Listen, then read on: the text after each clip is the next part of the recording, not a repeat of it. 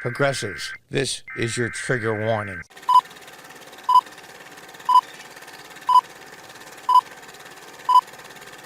Hi, folks. Welcome back.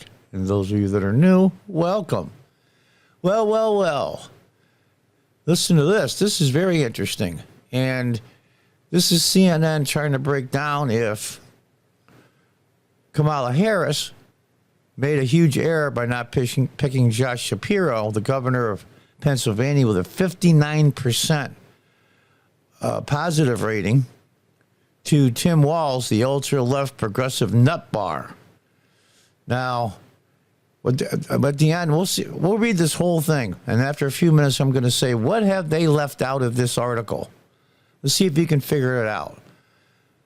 The network indicated Harris's pick for VP might impact how Pennsylvania votes. Of course it will, because they all know why Josh wasn't picked.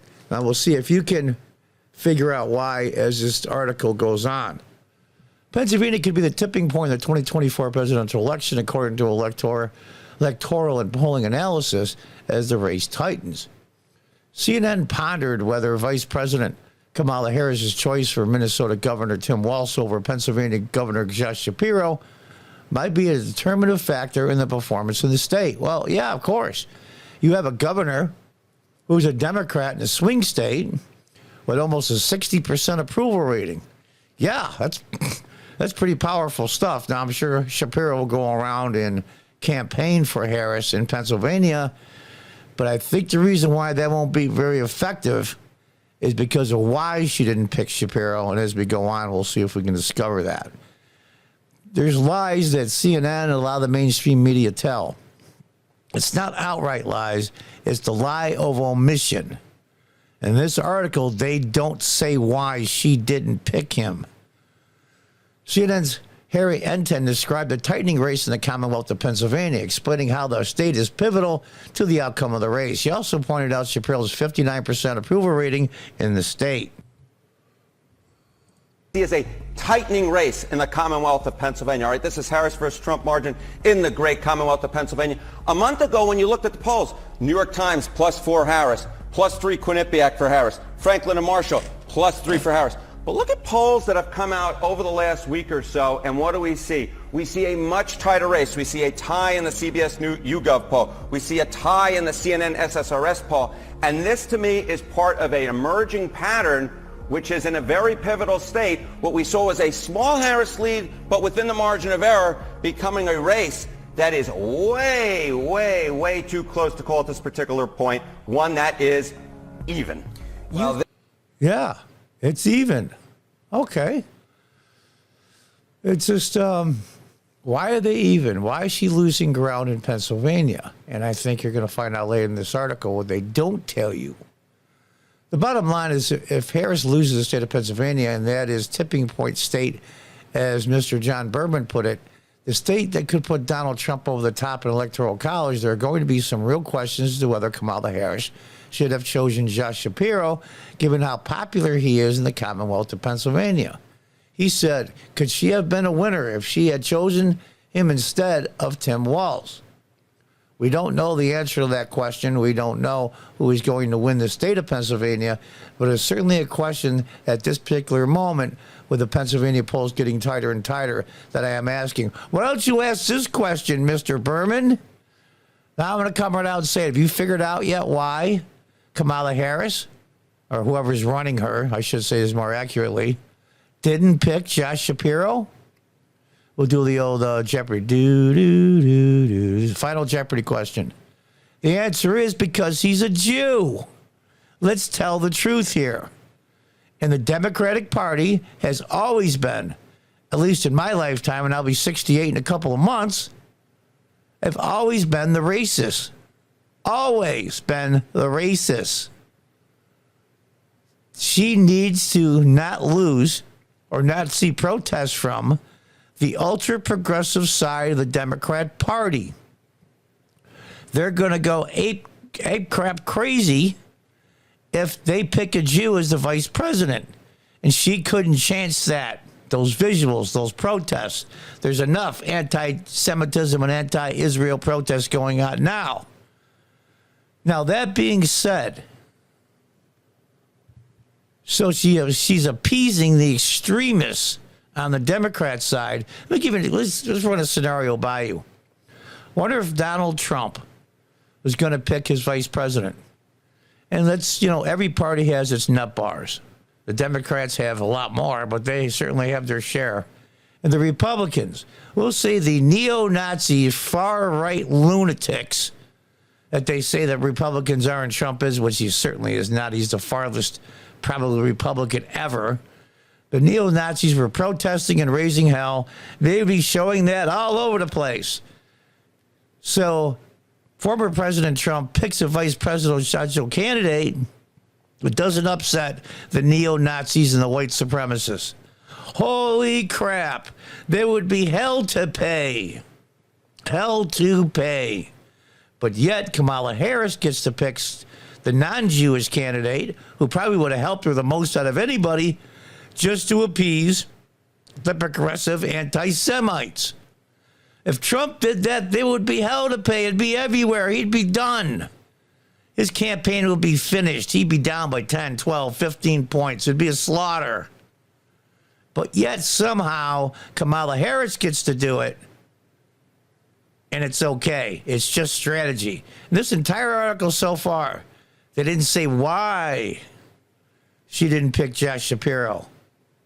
And that, folks, is a lie of omission. This article is about, will it hurt Kamala Harris not picking Governor Shapiro? And maybe she should have picked him. Well, they have to go into detail. This is going to be a real article on the why she didn't pick him. And they can't do that because they know the answer is he's a Jew. Let's just tell the truth here. There's a question you're certainly asking. Well, you sure as hell didn't ask that question, did you? Ed then also points out polls from a month ago to now, which have tightened margins as Harris loses her lead in Pennsylvania. There's probably 5, 6, 7% of people in Pennsylvania, at least, that like Josh Shapiro. He's got almost a 60% approval rating. And they can see through the lines. They think the average person is stupid.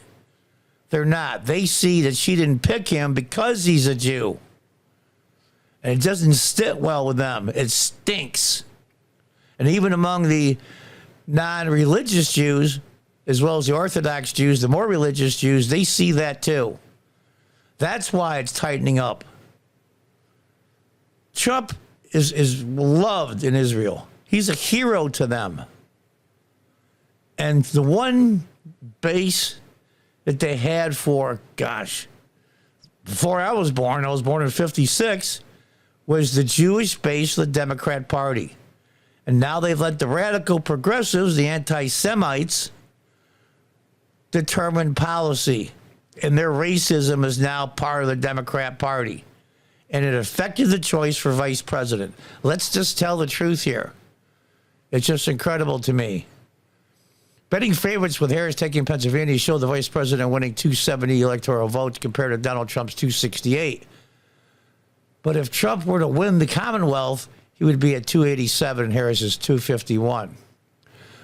What we saw was a small Harris lead, but within the margin of error becoming a race. This is way, way, way too close to call at this particular point. One that is even. Yeah, but you didn't say why. You know why you didn't say why, you Mr. CNN commentator? Because you know why, and you can't say it. It's a lie of omission. Kamala Harris and her people, whoever's really running the Oval Office in her campaign, said don't pick Josh Shapiro. The progressives that are now protesting at colleges and causing hundreds of millions of dollars in damage, threatening Jewish students, we can't let that out. We can't piss those people off. So don't pick Shapiro, please. So she picked Tim Walz. Now, I'm a political junkie. Have been since I was a boy, and I'm 67. I've heard of Tim Walz. It's like, yeah, big deal. He's just another progressive idiot. But when he came up, I'm like, they picked him, really? They didn't pick Mark Kelly, the astronaut? These people are crazy. They have no clue. No clue. Again, I'm going to emphasize, why Josh Shapiro didn't get picked. Now, I've heard him try to justify it after he got passed over. He's trying to be a good Democrat. I get it. I don't go along with him. I think he's better than that, but we'll see. Maybe he'll get a cabinet post if Harris wins. Maybe that's what he's vying for. Or he's just trying to save his own political life, run again for governor. Who knows? But the thing of it is, Josh knows, and the people in Pennsylvania know. They don't give a damn what the people in Minnesota think, the people in California think about Shapiro, or Florida, or anywhere else. When it comes down to the Electoral College, and that's the brilliance of the Electoral College system, the people in Pennsylvania care. They care a great deal. And they saw through it. The lie of omission. They didn't say it because it's anti-Semitic and anti-American. And that's your Democrat Party. And it has been for a long time. Now they're just not, they're just showing it right out front now. They're not even trying to face over it. Again, I call this the lie of omission.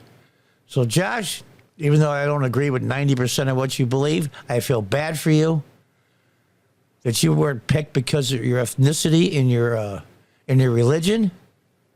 It sucks. It stinks. And the Democrats are getting away with it. I hope that the voters in Pennsylvania don't let them get away with it.